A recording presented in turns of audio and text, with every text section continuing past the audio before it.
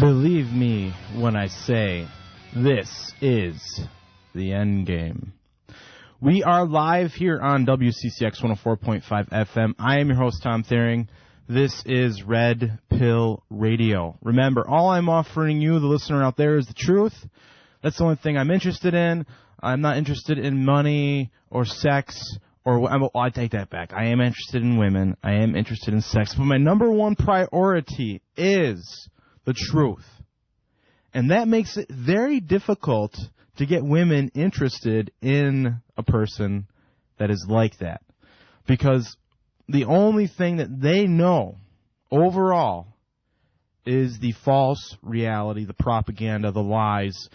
And overall, I have discovered that most women just don't want to deal with discovering what the world is really like. They just don't care. I mean, they literally have been programmed to not care. And if you're a woman out there that is listening to this radio show and you think that you do care about the truth, you believe that you want to know about the world, I would like you to call in 262-524-7699, 262-524-7699. And the reason I say that is because I don't believe I will get a single call from a woman that believes that way. And I could be wrong. I would like to be wrong on that front because, and it's, my experience on this earth is limited in this dimension in which we exist that we know of. It's been limited to a great extent because all of our experiences are ultimately limited, mostly through an issue of not being aware of the greater existence on this planet. And it's amazing. I think about wanting to swim with sharks. I would really love to go to the Arctic Circle and see penguins and walruses and just see the beauty of nature, of the natural order that the spirit of the universe has created on this planet. And it's the force that drives life, that causes these things to become organized in the fashion in which they are. And there is an aberrant, deviant, I would say disconnected portion of humanity that is infiltrated, controlled, consumed by an entity or a force of some kind that is the opposite in orientation to that of the creator of the universe. And David Icke and other people call them reptoids and reptilian entities that we cannot see in the limited spectrum of light that our eyes can pick up. And in one of the last presentations that I saw David Icke preside over, he basically insinuated directly that humanity at one point was able to absorb much of our needed energy from just taking on the energy just that's all around us. And he really didn't present any hardcore evidence to that fact, I will say for sure. Because I watched it and I was like, okay, what's your evidence for that? He just said it. Though one has to at least consider the idea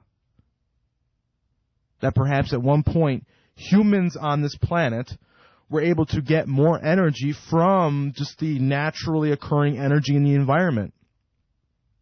And it is through a manipulation of the human form, the human biological computer, over centuries and millennia that we are unable to do that as much anymore. Now, we do get plenty of energy from the sun through the skin and the production of vitamin D.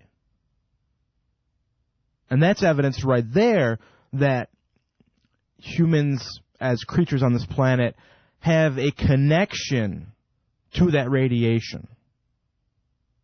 And some would, for instance, in which movie was that? It was Bruce Willis, and it's in the future. I can't remember the name of the movie, but it dealt a lot with Earth worship and mythology. The Fifth Element. That's okay. I was getting there. Fifth Element. In that movie, the science in the movie claims that the development of skin is to protect against radiation from the sun. And, I can't dispute that for sure. But what I can say is that we produce vitamin D from exposure to the sun. Our skin actually makes it. So it's taking that radiation energy and converting it, and taking other elements inside of the body and converting them into vitamin D, which our body then uses. And this is just, a small little granule of understanding and perspective and thought in a whole beachfront of little granules of ideas and thought that most people just seem to not have.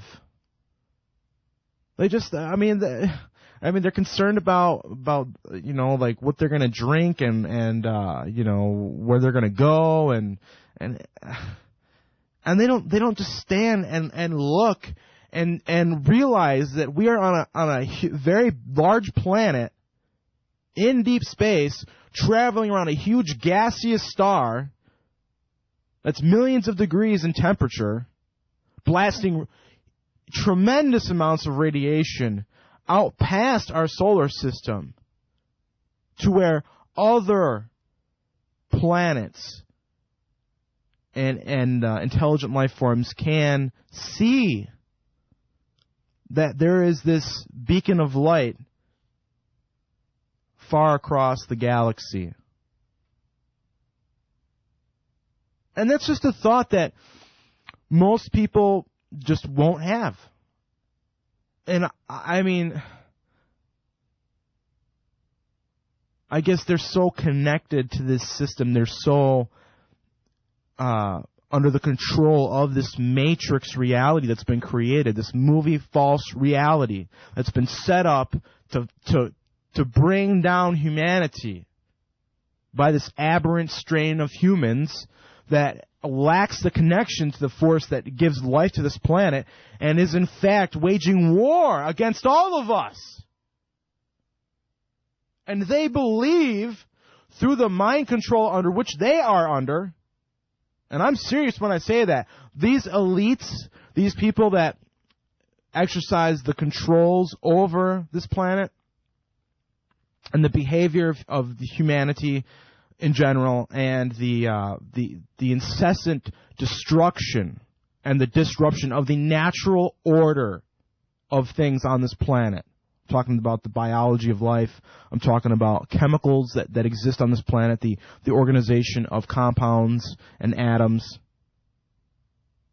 They are hell-bent on destroying us so that they can bring in this planet into a new age where their progeny will inherit the whole thing. And instead of figuring out a way to colonize another planet like, say, Mars, to give people a purpose that they might want beyond this planet. And there are those out there that wish that they could go to another planet and just see what it's like to have another experience in this dimension. But there are so many others that can't even think to have that thought. They can't even get on the steps that would lead to that thought because they're so chemically lobotomized. They're being blasted constantly with radiation that interferes